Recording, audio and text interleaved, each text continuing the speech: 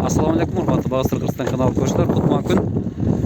Кыргыз кыштак айыл өкмөтүнө караштуу мына ушул жерде балкып отурган жерге келе атабыз. Агроном Руслан Бекназаров биз менен бүгүн бир катар проектти көрүп чыгабыз. Бул жерге 10 гектарга өрүк, 10 гектарга гилас тигилмекчи. Жасалган көл 6000 кубка ылайыкташтырылган. Мына ушул 20 гектар жерди ушул суу менен камтылган. Бул жер Кадамжай районуна караштуу Кыргыз кыштак айылына карайт. Кыргызстандын эң ысык жерлеринин бири.